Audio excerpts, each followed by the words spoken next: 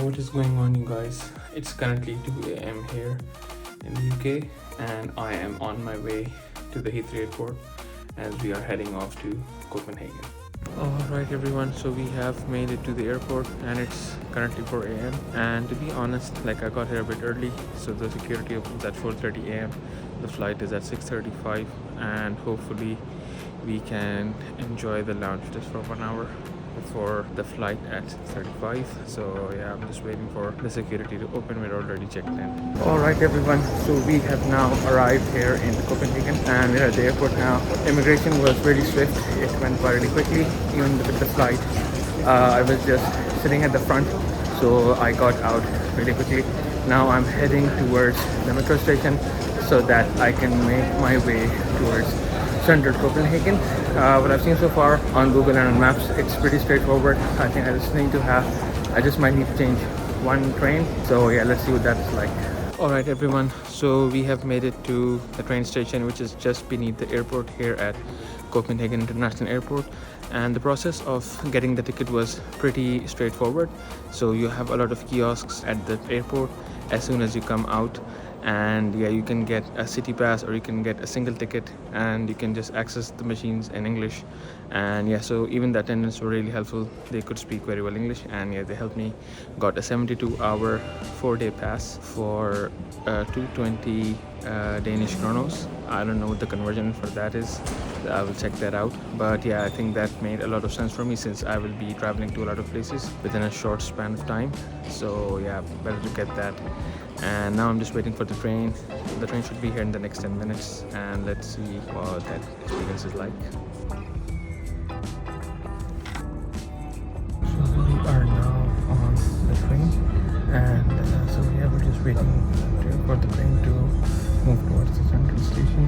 The train itself is quite spacious, but I'm just speaking a bit low because I think this is the quiet coach that I was not into. Yeah, so let's get to the central station and I'll see you guys over there.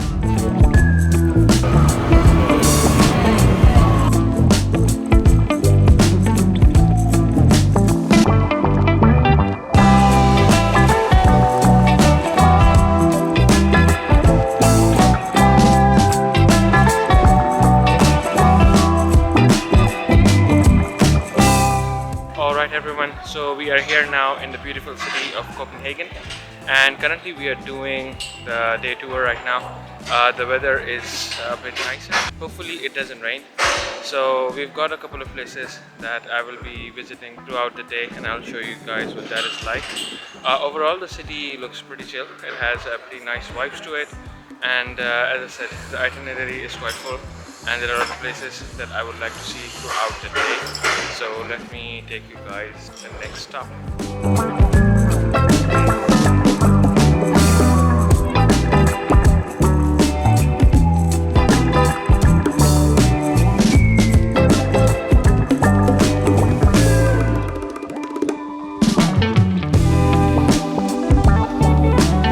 Alright everyone, so we are here in Copenhagen. And so the day one we pretty much covered all of the main attractions. So I booked a walking tour and they took me all over Copenhagen and showed me around. So that was a really, I would say, a good thing in case if you are just by yourself. And the walking tours are not that expensive. It cost me around £10 for the tour, and it lasted around 2.5 hours. The tour guide was very informative and they gave me all of the information about all of the places which otherwise I would not have been able to get if I was on my own. Walking around and visiting the places by yourself, that's also fine if you don't want to spend money, but I think £10 is pretty much worth it in case if somebody is showing you around, and they always do a really great job because they're the locals and they also give you some tips, so definitely recommend that. Right now I'm heading towards affiliate bats where they have what's called Hey Captain, and it's I think an hour-long cruise and it costs around £25. So yeah, let me take you guys there with me. One other thing I would say is that with Copenhagen, what I've noticed so far, the weather can be pretty unpredictable. So before heading to Denmark, I was checking the weather every week. It was sunny, but the first day when I came in, it was pretty rainy, and yeah, it was like raining a lot and I wasn't able to go much elsewhere. But today and yesterday the weather was really, really good. The sun is out and it's a pretty good day to be heading out either to the lake or getting on the cruises. So yeah, my advice is try to be here on the sunny days, but then again you can never predict the weather. So yeah, just keep checking that weather out, and hopefully the last couple of weeks in May should be fine. But yeah, then again the weather is unpredictable. Alright, so we have made it to Ophelia Pass and we will be getting on the Hey Captain cruise. It's almost an hour long and I think they have 8 people on the boat. So sounds like an interesting experience. I checked the reviews online and it was really good. It was also recommended by our tour guide yesterday. So looking forward to it.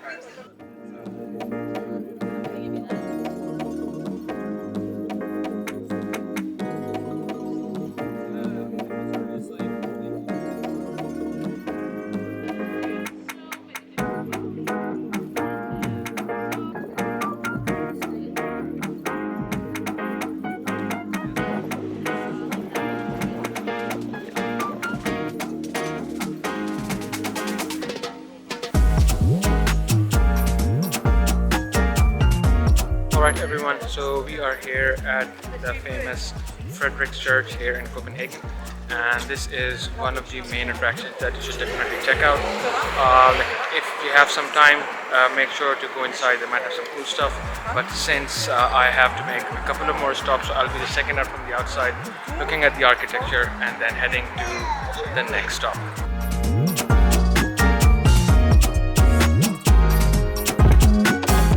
Alright everyone, and we are now in the Amalienborg Square where they have the houses for all the royal Danish family. So usually it gets crowded around the time when they're doing the change of the guard, but right now that time has gone, so we don't have much of a crowd here today. But yeah, so it's a pretty cool place. You can check out all the palaces where all the Danish royal family stays, and yeah, definitely one of the attractions that you visit while you are here in Copenhagen.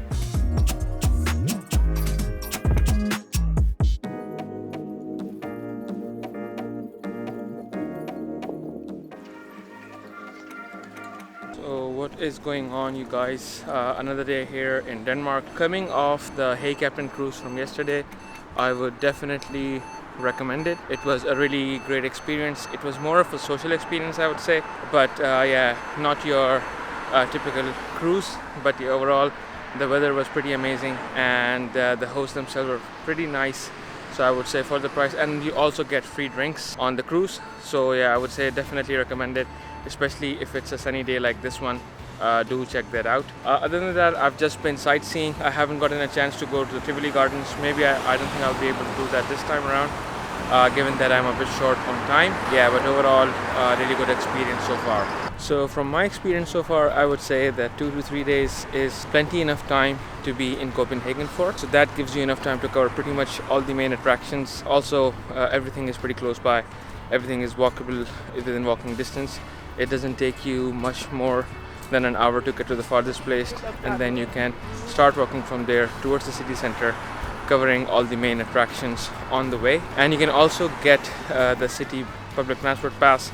I got the one for 3 days, but I haven't used it much except for coming from the airport to the city center, and maybe I just used it once yesterday because it was a bit too hot for me to walk. So yeah, other than that I haven't used that.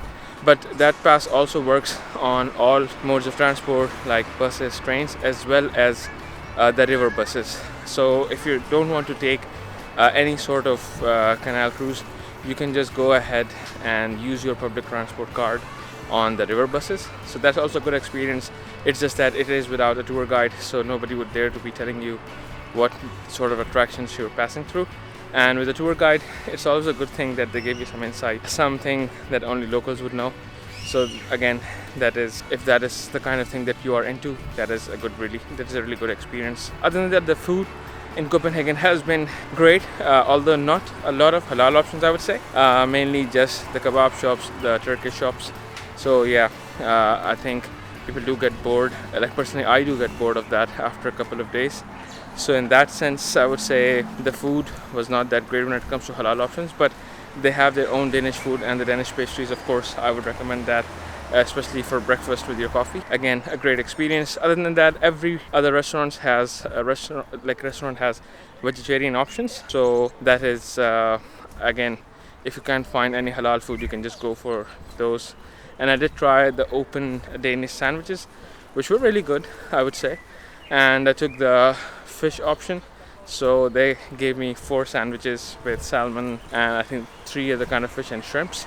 So yeah, again, it was pretty filling and good, but I think it was just only worth to try it once and I didn't go back there. So yeah, overall, it's been a good trip. Now I'm heading towards the botanical gardens. I'll check them out and let me show you guys what that is like.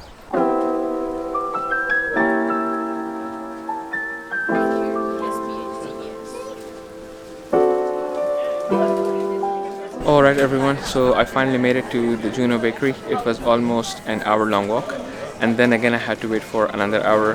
The crowd here is just pretty crazy. So yeah, and I got a lot of stuff. They had some stuff that contained alcohol, so I couldn't get that, and then some had pork gelatin in it. So yeah, the people at the bakery were quite nice, and they gave me all the information about all the pastries, so that really helped. But still, I got a couple of stuff. Let me show you what that is like, and I think it better be worth it because the waiting time is just way too much. And this is the milk bun with butter and cheese. Alright guys, so Juno the bakery experience wasn't as good as I had expected it to be. It turned out to be really bad, given that I got a hair in one of the cardamom buns. Yeah, so I took the first bite and I saw that there was a big hair inside it. I returned pretty much everything that was left. I couldn't have it anymore. But yeah, that one bite that I had of the cardamom bun, that was really good. I do understand that the taste of the bakery must be pretty amazing, as it has a very huge queue outside it.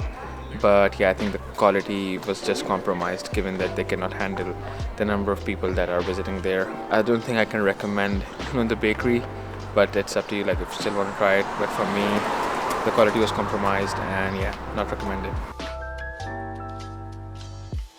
Alright guys, so one unfortunate thing is that the botanical gardens are temporarily closed. There is some construction going on right now, due to which I cannot access the gardens. There are pathways around it that are still open and you can walk around it, but you cannot access the main gardens, which is a bit of a shame, given that the weather is just amazing to visit the botanical gardens. I don't think I would be able to visit that. That was one thing on my itinerary that I wanted to do, but I'll have to skip that for now.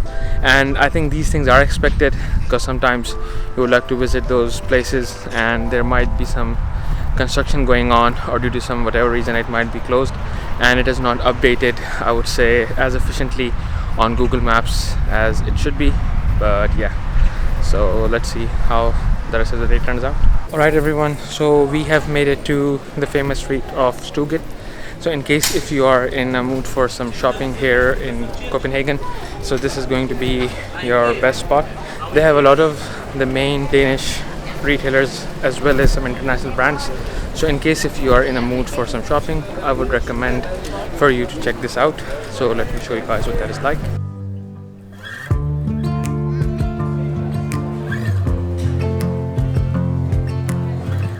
So we are now here in the main street of Stugget, and even for a Sunday I would say it is quite busy, mainly because there are a lot of tourists over here. In terms, if you have some shopping that needs to be done, I think this would be the best place, as they have a lot of local as well as international brands.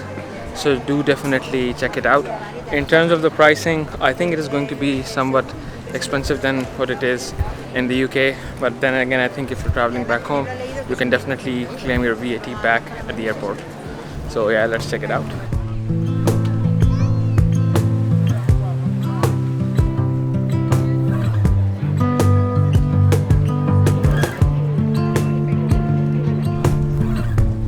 So now we are currently here in the famous town square of Copenhagen. So this is one of the most happening places, I would say, in terms of tourists, and it is close to the Stuttgart shopping area. So do definitely check it out. It also has the entrance to Tivoli. Let me show you what that looks like.